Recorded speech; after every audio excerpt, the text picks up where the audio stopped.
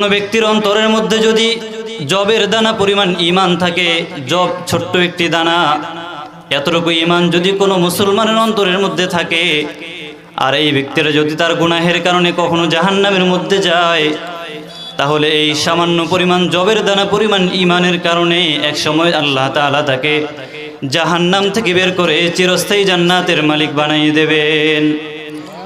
এরপরে রাসূল বলেন, যদি কোনো ব্যক্তির অন্তরের মধ্যে গমের দানা পরিমাণ ঈমান আছে, ঈমান থাকে গম, এত স্বল্প পরিমাণ ঈমান যদি কোনো ব্যক্তির অন্তরের মধ্যে থাকে, তাহলে একটা সময় এই ঈমানের কারণে আল্লাহ তাআলা ওই ব্যক্তিকে জান্নাতের মালিক বানায় দিবেন। এরপরে আরো আজীব কথা রাসূল বলেন, যদি কোনো ব্যক্তির অন্তরের মধ্যে যাররা পরিমাণ ঈমান থাকে, যাররা, যাররা কাকে বলা হয় বোঝার জন্য বলতেছি, একটা বালু কণাকে যদি 70 ভাগ করা হয়, একটা বালু কণাকে যদি 70 ভাগ করা হয়, এটার অস্তিত্ব দেখা যাবে নাকি? এই 70 ভাগের প্রত্যেকটা ভাগকে বলা হয় এক একটা যাররা। তাহলে রাসূল বলতেছেন, এই যাররা পরিমাণ এতটুকু ঈমান যদি কোনো মুসলমানের অন্তরের মধ্যে থাকে, আর ওই বান্দা যদি কখনো গুনাহের কারণে জাহান্নামের অধিবাসী হয়ে যায়, তাহলে ওই যাররা পরিমাণ ঈমানের কারণে, ঈমান থাকার কারণে আল্লাহ তাআলা তাকে এক সময় চিরস্থায়ী জান্নাতের মালিক বানিয়ে দিবেন। সুবহানাল্লাহ। তাহলে ঈমানের কত দাম! এই ঈমানের মাধ্যমে আল্লাহ তাআলা আমাদেরকে চিরস্থায়ী জান্নাতের মালিক বানিয়ে দিবেন। সর্বনিম্ন যেই ব্যক্তি জান্নাতটা পাবে, তার জান্নাতের সমপরিমাণ হবে দুনিয়ার 10 গুণ পরিমাণ। এই দুনিয়া এত বিশাল, এরকম 10টা দুনিয়া সমপরিমাণ জান্নাত যে ব্যক্তি সর্বনিম্ন জান্নাত পাবে। কিসের বিনিময়ে?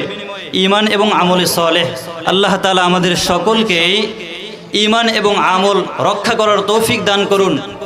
ওয়া আখির দাওয়ানা আলহামদুলিল্লাহি নাহমাদুহু ওয়া নাস্তাঈনুহু ওয়া নাস্তাগফিরুহু ونؤمن به ونتوكل عليه ونعوذ بالله من شرور أنفسنا ومن سيئات أعمالنا من يهده الله فلا مضل له ومن يضلله فلا هادي له ونشهد أن سيدنا ومولانا محمدا عبده ورسوله أما بعد فقد قال الله تبارك وتعالى في كلامه المجيد أعوذ بالله من الشيطان الرجيم بسم الله الرحمن الرحيم إن الذين آمنوا وعملوا الصالحات كانت لهم جنات الفردوس نزلا وقال رسول الله صلى الله عليه وآله وسلم أخلص دينك يكفيك العمل القليل أو كما قال عليه الصلاة والسلام यहाँ हम सब मुसाफिर हैं, कब्र आखिर ठिकाना, कोई आगे रवाना है कोई पीछे रवाना।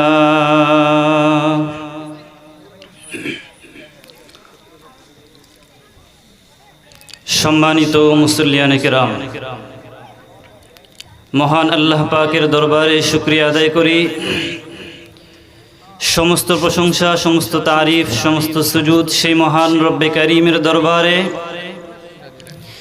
যে আল্লাহ তাআলা আমাদেরকে ভালোবেসে মহব্বত করে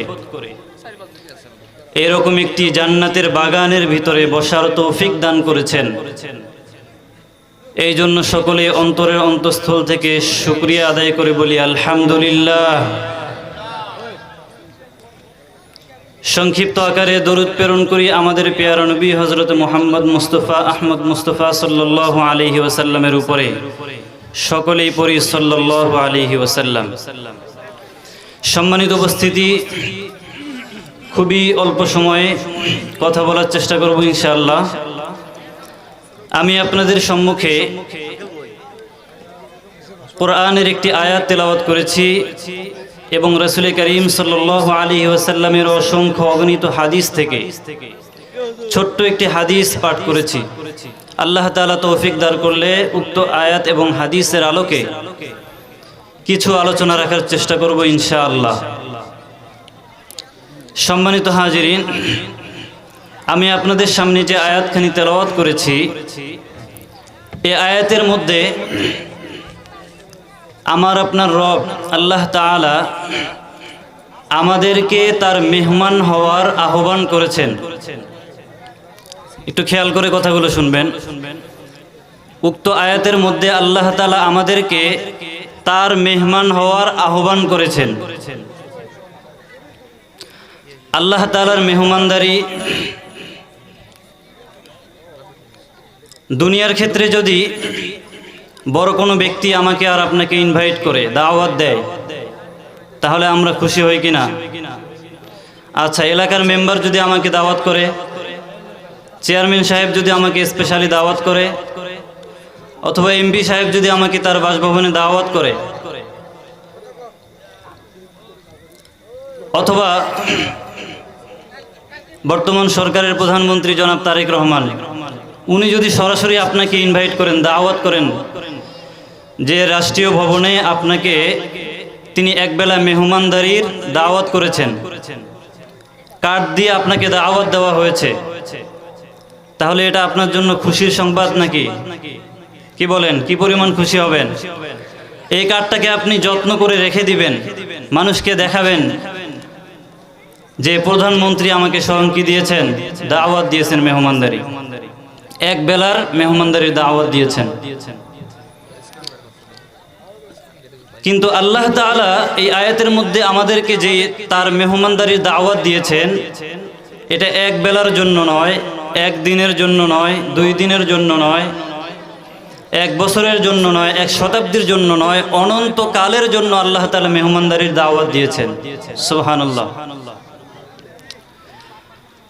কিন্তু এই মেহমানদারি, আল্লাহ তাআলার মেহমানদারি যেমন দামি, এই মেহমানদারি কবুল করার জন্য আল্লাহ তাআলা শর্ত দিয়েছেন 2টা। কয়টা? 2টা শর্ত দিয়েছেন। যদি কেউ এই 2টি শর্ত পালন করে, তাহলে আল্লাহ তাআলা তাকে মেহমানদারির ব্যবস্থা করবেন তার জন্য। আল্লাহ তাআলা পবিত্র কালামুল্লাহ শরীফের মধ্যে বলেন, ইন্নাল্লাযীনা আমানু ওয়া আমিলুস সলিহাতি কানাত লাহুম জান্নাতুল ফিরদাউসি নুজুলা। কোন ব্যক্তি যদি আমি আল্লাহ তাআলার উপরে ঈমান নিয়ে আসে, ঈমান আল্লাহ তাআলাকে বিশ্বাস করে মনে প্রাণে, এটা হলো 1 নম্বর শর্ত। 1 নম্বর শর্ত হলো যদি কেউ আমি আল্লাহ তাআলার প্রতি ঈমান নিয়ে আসে। ওয়া আমিলুস সলিহাত, 2 নম্বর শর্ত আল্লাহ তাআলা বললেন আমলে সালেহ করে, নেক আমল করে। আমলের সাথে শর্ত লাগিয়ে দিয়েছেন আমিলুস সলিহাত, নেক আমল, সালেহ, ভালো আমল করতে হবে। এই 2টি কাজ যে ব্যক্তি করবে, ঈমান নিয়ে আসার পরে আমলে সালেহ নেক আমল যে ব্যক্তি করবে তার জন্য আল্লাহ তাআলা চিরস্থায়ী অনন্তকালের জন্য জান্নাতুল ফেরদাউসের মেহমানদারির ব্যবস্থা করেছেন। কানাত লাহুম জান্নাতুল ফিরদাউসি নুজুলা, আল্লাহ তাআলা তার জন্য জান্নাতুল ফিরদাউসের মেহমানদারির ব্যবস্থা করেছেন। সুবহানাল্লাহ। তাহলে দুইটি শর্ত, এক নম্বর ঈমান, দুই নম্বর হচ্ছে আমলে সালেহ। এই দুইটি শর্ত যদি আমার আর আপনার মধ্যে পাওয়া যায় তাহলে আল্লাহ তাআলা জান্নাতুল ফেরদাউসের মেহমানদারি আমাদের জন্য ব্যবস্থা করে রেখেছেন। জান্নাতের মধ্যে যেটা সর্বোচ্চ সম্মানের জান্নাত, জান্নাতুল ফেরদাউস, এই জান্নাতুল ফেরদাউসের মেহমানদারির ব্যবস্থা করেছেন। কতদিনের জন্য? অনন্তকালের জন্য, চিরস্থায়ী, এটা কখনো শেষ হবে না। মেহমানদারির জান্নাত যেমন দামি, তদ্রূপ এই জান্নাতের মেহমান হওয়ার জন্য আল্লাহ তাআলা যেই শর্ত লাগিয়েছেন, এই শর্ত আল্লাহ তাআলা এমন দামি বানিয়েছেন। দুইটা শর্ত বলেছিলাম। এক নম্বর শর্ত হলো ঈমান। ঈমান, ঈমানের এত দাম আল্লাহ তাআলা আমাদেরকে যত নিয়ামত দান করেছেন, ছোট বড় যত নিয়ামত দান করেছেন, আমরা মনে করে থাকি যেই সমস্ত জিনিস খুব সহজে পাওয়া যায় হয়তো এই জিনিসগুলোর দাম খুবই কম, কিন্তু যেই জিনিসগুলো খুবই কম পাওয়া যায়, অল্প পাওয়া যায়, সেগুলোর দাম হয়তো বেশি। যেমন স্বর্ণের দাম আমাদের কাছে অনেক বেশি, কারণ স্বর্ণ একটা দুষ্প্রাপ্য জিনিস, খুব সহজে পাওয়া যায় না। তো আমরা কেউ কেউ মনে করে থাকি যেই জিনিসটা দুনিয়ার মধ্যে অতি বেশি পাওয়া যায় ওই জিনিসটা মনে হয় খুব কম দামি, কিন্তু আসলে বিষয়টা তাই নয়। এক্সাম্পল স্বরূপ আমি বলতে চাই, আল্লাহ তাআলা আমাদেরকে যেই নিয়ামত দান করেছেন এর মধ্যে অন্যতম একটি নিয়ামত হলো অক্সিজেন। অক্সিজেন এটা প্রত্যেকটা মানুষ গ্রহণ করে কিনা বলেন? খুবই অ্যাভেলেবেল, সব জায়গায় সব সময় পাওয়া যায়, কিন্তু কি পরিমাণ দামি একটা নিয়ামত। এই অক্সিজেন যদি কেউ 1 সেকেন্ডের জন্য না পায়, 5 মিনিটের জন্য না পায়, 10 মিনিটের জন্য না পায়, ওই ব্যক্তি জীবিত থাকবে নাকি বলেন? তাহলে এত দামি একটা নিয়ামত আল্লাহ তাআলা বিনা চাওয়ায়, বিনা পয়সায় আল্লাহ তাআলা আমাদেরকে সর্বদার জন্য সাপ্লাই করতেছেন। এত বড় একটা নিয়ামত, কিন্তু এই সমস্ত নিয়ামতের মধ্যে সবচেয়ে বড় নিয়ামত হচ্ছে আমার আপনার ঈমানের দৌলত। আল্লাহ তাআলা বলেন, আমি বান্দাকে যত নিয়ামত দান করেছি সবচাইতে বড় নিয়ামতের নাম হচ্ছে ঈমান। সবচেয়ে বড় নিয়ামতের নাম কি? ঈমান। কিন্তু এই ঈমান আজকে আমাদের কাছে কত সস্তা হয়ে গেছে। এই দামি মহামূল্যবান সম্পদ ঈমানকে আজকে আমরা খুবই স্বল্প সামান্য কিছু অর্থের বিনিময়ে বিক্রি করে দিতেছি। কথা বলেন ঠিক কিনা? আমাদের উত্তরবঙ্গের মানুষের ঈমানের অবস্থা খুবই নাজুক। এখানে খ্রিস্টান মিশনারিদের কাজ খুবই তৎপরতার সাথে চলতেছে। মানুষ সামান্য কিছু তাদের অর্থের লোভে পড়ে এত দামি মূল্যবান সম্পদকে বিক্রি করে দিতেছে। অথচ আল্লাহ তাআলা বলতেছেন যে এই নিয়ামতের বিনিময়ে আমি তোমাকে চিরস্থায়ী জান্নাতের ব্যবস্থা করব। কিন্তু এই এত দামি নিয়ামতটা আমরা আজকে খুব সহজে বিক্রি করে দিতেছি। এই জন্য মুসলমান খুব হুঁশিয়ার, আমাদের ঈমান যাতে করে কেউ বিক্রি করে নিতে না পারে, ক্রয় করে নিতে না পারে। ছোট্ট একটা হাদিস বলে আমি আলোচনা শেষ করব। রাসূল করিম সাল্লাল্লাহু আলাইহি ওয়াসাল্লাম মুসলিম শরীফের একটি হাদিসের মধ্যে বলেন, ঈমানের কেমন দাম এটার এক্সাম্পল স্বরূপ রাসূল বুঝিয়েছেন। রাসূল বলেন, কোন ব্যক্তির অন্তরের মধ্যে যদি জবের দানা পরিমাণ ঈমান থাকে, জব ছোট্ট একটি দানা, এতটুকু ঈমান যদি কোনো মুসলমানের অন্তরের মধ্যে থাকে, আর এই ব্যক্তিরা যদি তার গুনাহের কারণে কখনো জাহান্নামের মধ্যে যায়, তাহলে এই সামান্য পরিমাণ জবের দানা পরিমাণ ঈমানের কারণে এক সময় আল্লাহ তাআলা তাকে জাহান্নাম থেকে বের করে চিরস্থায়ী জান্নাতের মালিক বানিয়ে দেবেন। এরপরে রাসূল বলেন, যদি কোনো ব্যক্তির অন্তরের মধ্যে গমের দানা পরিমাণ ঈমান আছে, ঈমান থাকে গম, এত স্বল্প পরিমাণ ঈমান যদি কোনো ব্যক্তির অন্তরের মধ্যে থাকে, তাহলে একটা সময় এই ঈমানের কারণে আল্লাহ তাআলা ওই ব্যক্তিকে জান্নাতের মালিক বানিয়ে দিবেন। এরপরে আরো আজীব কথা রাসূল বলেন, যদি কোনো ব্যক্তির অন্তরের মধ্যে জাররা পরিমাণ ঈমান থাকে, জাররা, জাররা কাকে বলা হয় বোঝার জন্য বলতেছি, একটা বালু কণাকে যদি 70 ভাগ করা হয়, একটা বালু কণাকে যদি 70 ভাগ করা হয়, এটার অস্তিত্ব দেখা যাবে নাকি? এই 70 ভাগের প্রত্যেকটা ভাগকে বলা হয় এক একটা জাররা।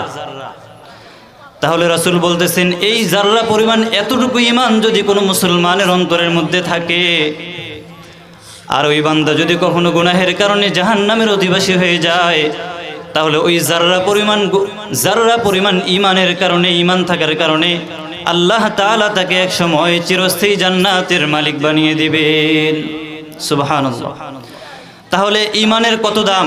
এই ঈমানের মাধ্যমে আল্লাহ তাআলা আমাদেরকে চিরস্থায়ী জান্নাতের মালিক বানিয়ে দিবেন। সর্বনিম্ন যেই ব্যক্তি জান্নাতটা পাবে, তার জান্নাতের সমপরিমাণ হবে দুনিয়ার 10 গুণ পরিমাণ। এই দুনিয়া এত বিশাল, এরকম 10টা দুনিয়া সমপরিমাণ জান্নাত যে ব্যক্তি সর্বনিম্ন জান্নাত পাবে। কিসের বিনিময়ে? ঈমান এবং আমলে সালেহ। আল্লাহ তাআলা আমাদের সকলকে ঈমান এবং আমল রক্ষা করার তৌফিক দান করুন। ওয়া আখির দাওয়ানা আলহামদুলিল্লাহি রাব্বিল